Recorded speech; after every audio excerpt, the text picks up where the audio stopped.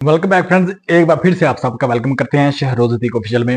Video को शुरू करने से पहले रिक्वेस्ट है आपसे कि चैनल को सब्सक्राइब करना ना भूलें, बेल आइकन के बटन को लाजमी प्रेस करें, वीडियो को लाइक करके कमेंट में बताएं आप तक हमारी वीडियो पहुंच जाए या नहीं पहुंच रही।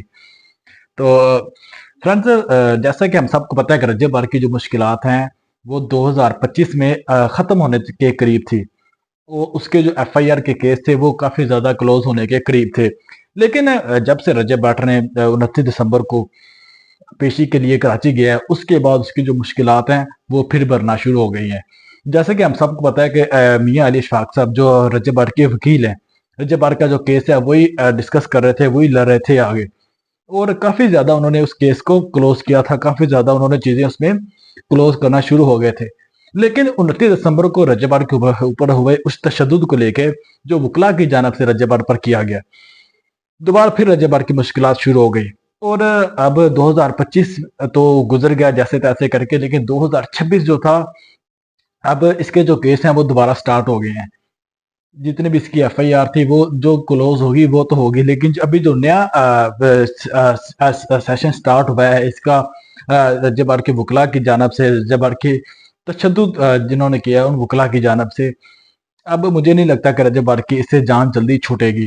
क्योंकि रियाज अली की जानब से ये कहना है कि हमने इसके ऊपर जो एफआईआर करवाई थी, इनकी जानब से अब मुझे ये कहा जा रहा है कि मुझे रिश्वत दी जा रही है कई करोड़ की।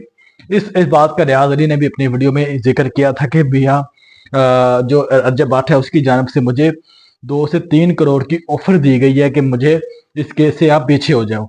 लेकिन रियाज अली ने अपने वीडियो में यही बताया कि मैं पीछे नहीं होगा, मैं सजा दिलवा के रहूंगा।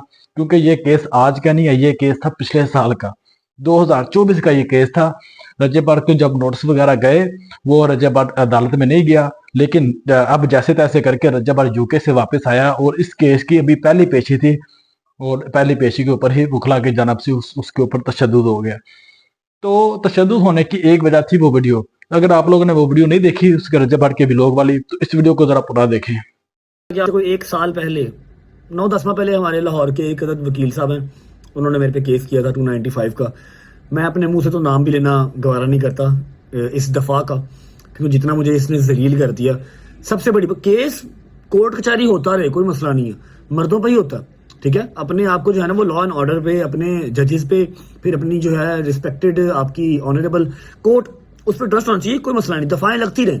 लेकिन जो ये है ना 295 वाली, जहां पर आपको एक मोमिन घराने का बच्चा होते हुए, एक मुसलमान घराने का बच्चा होते हुए सबूत देना पड़ जाए कि मैं जो है वो गुस्ताख सहाबा या मैं अपने दीन का गुस्ताख नहीं हूं, अपने अंदर ही जो है ना वो डूब पड़ने का मुकाम होता है। आपको याद होगा 9-10 माह पहले एक वकील साहब थे लाहौर के, उन्होंने करवाया 295 का, बथेरा फेम लिया उन्होंने, टिकटॉक पे हर जगह पे बथेरा फेम लिया, ठीक है। उससे पहले कोई उनको जानता भी नहीं था, बस उन्होंने जो एफआईआर है या फिर जो केस है वो तो करवा लिया। लेकिन उसके बाद उस केस को उन्होंने 3 महीने जो है वो टिकटॉक के ऊपर चलाया, डेली की 10-10 वीडियोस उसी केस पे चलाई, और बस फिर मिल गया। क्या करें, दुनियादारी है, कोई बात नहीं। लोग उनको जानना शुरू हो गए, चाहे कमेंट्स में गालियां ही पड़ रही थी, लेकिन लोग जानना शुरू हो गए। जब मैंने वो केस फेस किया, मैं जब गया कोर्ट में गया, सारा कुछ जो हुआ, तो मुझे कोर्ट ने बरी जुमा कर दिया कि कोई स्टांस ही नहीं बनता, वो मोमिन करने का बच्चा है, और जो आपने एफआईआर दी है बेसलेस है, ठीक है, कोई सबूत नहीं है, फारग, बरी जुमा हो गया। अब इस तरह ही हमारे एक जो है वो कराची के वकील साहब हैं, ठीक है। वकील साहब मुझे वो लगते तो नहीं है, क्योंकि ना उनकी कोई ड्रेसिंग इस तरह की वकीलों वाली है ना। वैसे भी मेरा जो मानना है ना, मैं वकील मानता हूं जो अपने काम से पहचाना जाए। वो इस तरह किसी की लेग पुलिंग करके, जब पता भी हो कि एक सूबे ने एक दफा में बरीजुमा कर दिया है कि यार ये केस बनता ही नहीं है, ठीक है, आप सिर्फ टाइम वेस्ट कर रहे हैं कोर्ट का भी और अपना भी और अगले बंदे का भी, उसको अजियत दे रहे हैं, तो दूसरे सूबे में कैसे बन सकता है। तो ये वो वीडियो थी फ्रेंड्स जिसके अंदर रजब बाट ने वकला को टारगेट करते हुए ये कहा था कि किसी वकला में इतनी हिम्मत नहीं है कि मुझे टारगेट कर सके। उसके बाद रजब बाट का वकीलों ने खुद कहा कि हमने सॉफ्टवेयर अपडेट किया है। और आपको लगता है कि भाई रजब बाट ने अपनी इस ब्लॉग में बात सही कही थी? आप लोग अपनी राय मुझे कमेंट में लाजमी शेयर करें, बेल आइकन को बटन को प्रेस कर दें, चैनल को सब्सक्राइब करना ना भूलें। इंशाल्लाह होती है मुलाकात अगली वीडियो में। अल्लाह हाफिज।